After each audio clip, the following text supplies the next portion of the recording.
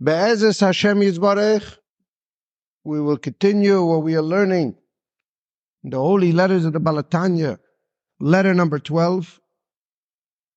What the shir is l'schus for a fuhr shalema, for a hinda, basta berachel. What we are learning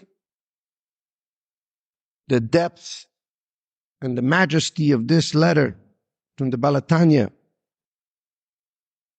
about the act of charity and its effect in this world, which is peace,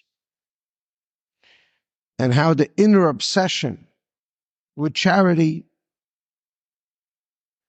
a constant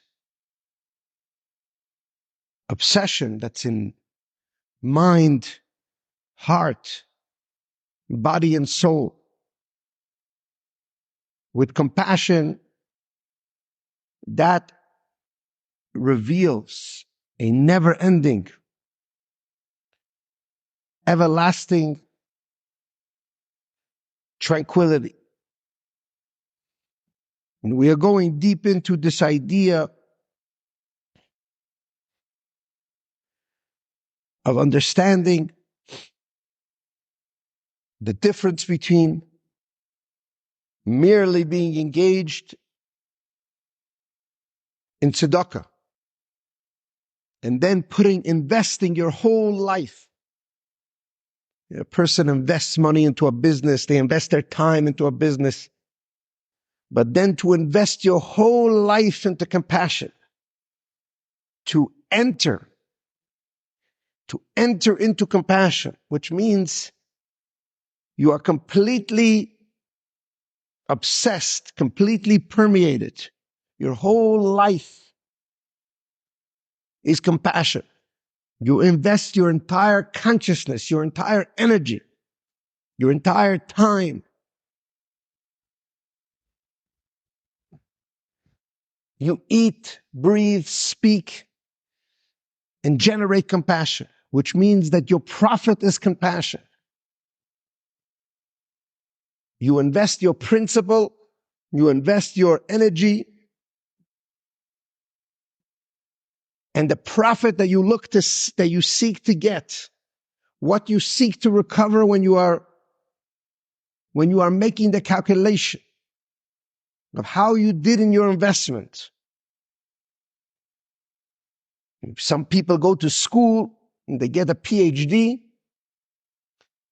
and then they become a doctor or they become a lawyer, and then they start to practice.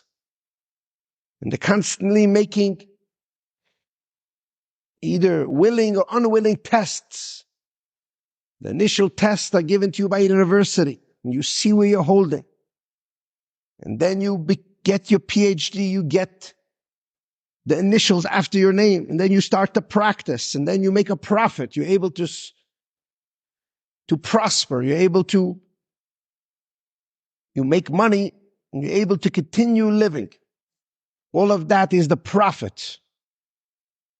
When you look back at what you've accomplished, what is the profit of man after all of his work? The holy sages say to ask yourself this question. So a man puts his whole life into compassion. It means he enters into compassion. He's invested. What hedge fund are you invested in? What area, where are you investing your money? You are invested not only your money, but you're all invested. Everything you have is invested in compassion. And the profit is more compassion. And to understand the enormity of this, because it seems so boring.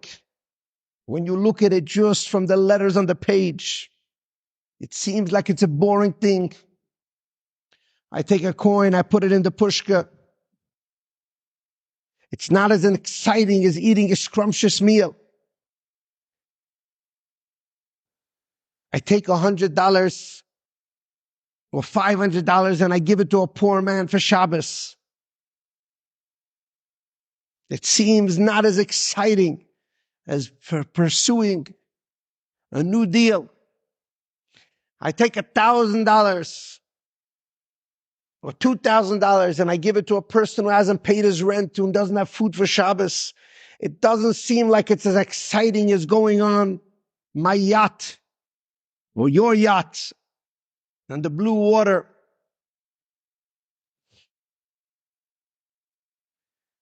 It comes over here to Balatanya and he says, the truth is that a person has it all wrong. A person doesn't understand what life is all about. A person doesn't understand the trap that we live in, the boring life that a person lives, a petty life. To understand the paradox of creation, the contradiction of creation. To watch your children tell you, I'm bored and I have nothing what to do. And to see yourself do that all the time. Run to music, run to this and run to that. Obsessively looking at your phones. And this is not me telling it to you. It's me telling it to myself. And you must tell it to yourself. The nature, when we are trapped in our personality, is an obsessive nature. And we don't know what to do with time. We don't know what to do with the now. We don't know what to do with life. And we're looking for something that's constantly going to bring us something better.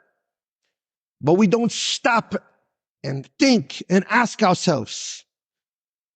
We don't realize that what the children are doing when they say, I'm so bored now, I have nothing what to do, that we do this all the time.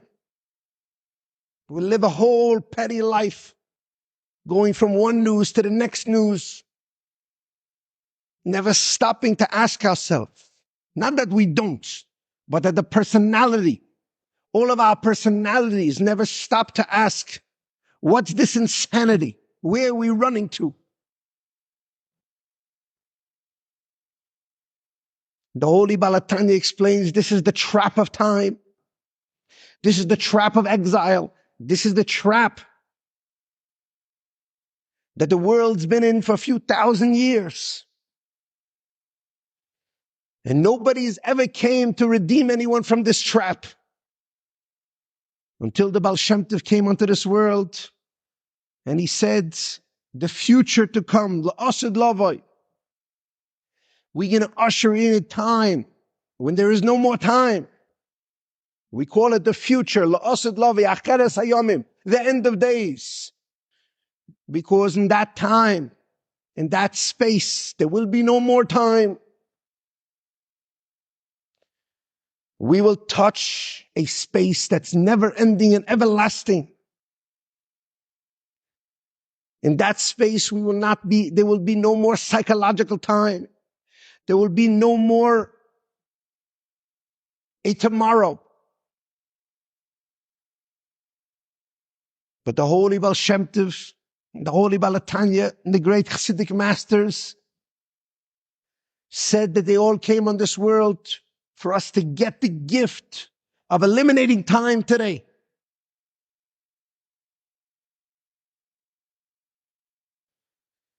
And that's why the Holy Balatanya explains over here that if you go throughout your life regular, you may pray and you may do a few spiritual things, and then you're going to be looking to go and to do something else, and every minute looking for something else to fill your time with, which is the ultimate trap of our personality. It's the ultimate trap of anxiety. Anxiety is born when I don't know what to do with time. Anxiety is born where I'm not completely at peace in this moment right now. Anxiety is born when I don't realize that the purpose of my life, the purpose of everything, is this moment right now. How significant is this moment?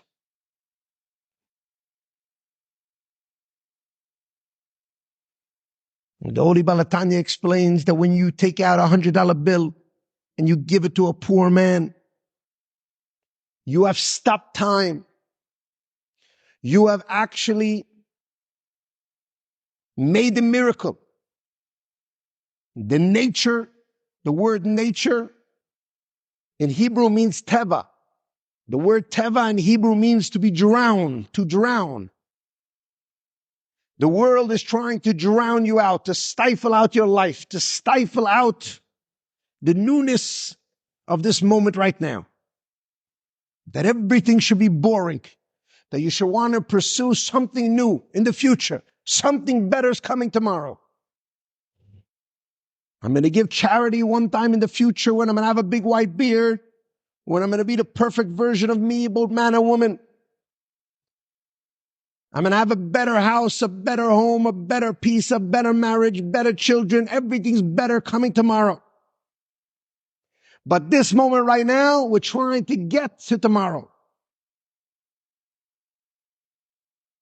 Be in a space where a person's always trying to get somewhere tomorrow. And to understand the enormity of that. Why do I want to get somewhere tomorrow? Where is the tomorrow?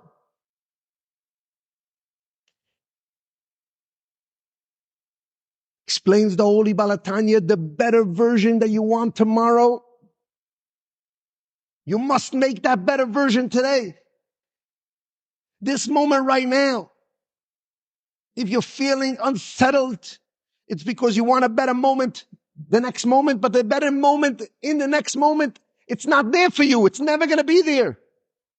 Because if you don't make a change in this moment right now, the next moment, in 10 minutes from now, you'll want better. And in 10 minutes from that, you'll want another better. And your whole life will be projecting a better tomorrow that will never come. It's like I told the story of a good friend of mine. He took his whole entire family for Pesach. A couple of years ago, he made a lot of money, spent $500,000 and took his whole family to a hotel. All of his brothers and sisters, his parents and his grandparents. Enormous enjoyment. He was able to take his whole family. And I asked him what was the peak moment. What was the most peak moment of Pesach? And he said he was on the beach and looking at his phone.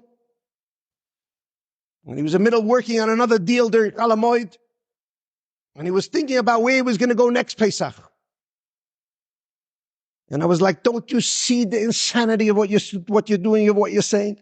You have this enormous amount of wealth that Hashem gave you. You could take your father, your parents, your children, your wife, your siblings, everybody to a hotel. And the peak moment, you're working on another deal. The moment that you're supposed to have tranquility, hashkek vavetach, shalom, menucha. The moment that you were supposed to drink it all in, be satisfied. Be at peace with the world. You're thinking about another tomorrow. But don't you realize if you don't free yourself from that, you'll never be free. You'll be in the nursing home thinking about another tomorrow, or then thinking, where did it all go? And either way, you won't have any moment of peace when you're 70, 80, 90 years old. So how to be free from that today? Says the Holy Balatanya, on the same point that he's saying over here, he says it in a Maimer on Hanukkah. That boringness, the idea that now is boring, is the biggest illusion in the world. And he says the most important job for man to do in this world, when he says the word avoida, to obsession, the most important obsession man can have is with the newness of this moment right now. The newness of this moment right now, that God is creating the world, something from nothing every moment. And he says, I'll prove it to you.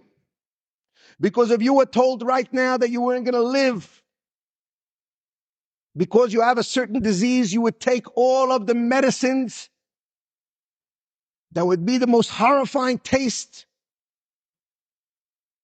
the most horrifying suffering. You would take all those medicines just to live another day. So he says, so why don't you live like that today? Why don't you live today like it's your last day? which means to live like your last day, which means that you would take all the medicines in the world to be able to live one more day. Meaning to say that the pleasure of sweet drinks and the pleasure of tremendous food and watching sunsets are incomparable to the pleasure of just being alive right now. To look into your children's eyes, to look into your spouse's eye, to see a breathing, living person. Not to see the old, boring person from the past and project some moment of the past onto your spouse right now. Not to project a negative moment where your spouse is complaining or one thing of betrayal, but to see them as brand new, to see them as the only time you've ever seen them in your life. That's all you would want if you were given only one more day. You would take all the medicines in the world just to have that one more day. Says the Holy Balatanya, that's only because you're not aware that God's creating the world something from nothing every moment. The gift of this world is that you think it's nature, but really it's a miracle. The miracle is life. Life is the greatest miracle in the world. Gershon Jacobson told the Rebbe that the world says time is money, and the Rebbe said, I say time is life. And how we squander all the time, running after money. But the idea is that life only happens at this moment.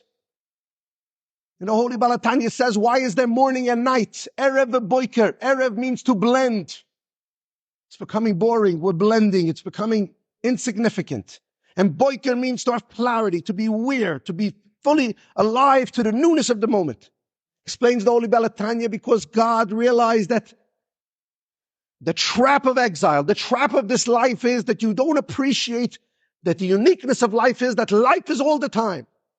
All the time, meaning all the time this moment. In the past, it's over. The future is never going to happen. But it's only this moment that you're alive. There is an illusion of past and future, but the miracle of life only happens this moment. And in every moment you could go beyond the boring. You could go beyond the nature, which means to see the miracle of life, the creativity of life, that God's creating the world something from nothing, and that you could create the world right now. And you have to look for creative things, not new things that you think are new. Another music, a new news.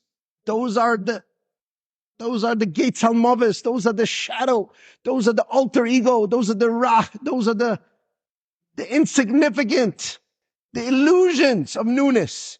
Newness means to change someone's future, to give a poor man charity, to change someone's future, to share with someone knowledge, to brighten someone's day. That means to make a miracle for the person. They were going to go on boring. It was going to go on and on and on. But for you to change someone's future, the opportunity of newness is not that you should be a spectator and watch a sunset. That's nice, but that doesn't come close to the yofish or achas b'tshuva ma'asim tovim. Doesn't come close to the creativity that you could have by realizing the only moment you have is right now, which means tshuva, which means regret, which means to realize that you're never going to get this moment again, and you've squandered moments in the past. So don't squander this moment, and then ma'asim tovim, make a change for someone. Be creative, be new. Creativity means new, and new means creativity. It means you're the creator of the world. You could go on boring, waiting for a sunset, with just a glimmer of a glimmer of a glimmer of trying to see the newness in this moment. Or you can be the newness of the moment. The newness of the moment means to be miraculous. Do you see the miracle in this moment? Or do you only get to see it when you're about to die? Do you only get to see it when you have to take medicine to say, why did I squander this if I would give all the money in the world for another day? And this is what the Holy Balatanya is saying. If you're obsessed with compassion, if your investment, if your whole life is compassion, do you know what the prophet is? Hashket v'vetach ad oila means that you touch a space that's beyond time. You enter into the Messianic era, time, the illusion of time, the trap of time, the insignificance of time. This is boring. That disappears because your whole life is riddled with miracles. It's the miracle of life, the miracle of creativity. Not the miracle of one moment of time, which is the trap. That's not a miracle. If you're stifling one moment at a time, it's a negative moment. It's never a positive moment because it's pulling you deep, sucking you deep into the past. To define your children, define your friends, define your spouse by one moment of time, and then to keep on triggering them and putting them in that moment, which means to deprive them of their life, to be in a state of anxiety, scared about the future, scared about the past, and you don't realize that you can change all of the past and all of the future by realizing that you possess compassion in you. You can change. You can overwhelm the vessels, which means that you can unleash an energy that will allow you to be present, that will allow you to realize the significance of this moment. But the act is the reward. Do you understand? When you obsess on this, when you realize that this moment, why don't you make a big change for the poor man? Because you don't see that your life is dependent on the poor man. You don't see that your equilibrium, your clarity, your life that's anxiety-free is dependent on him.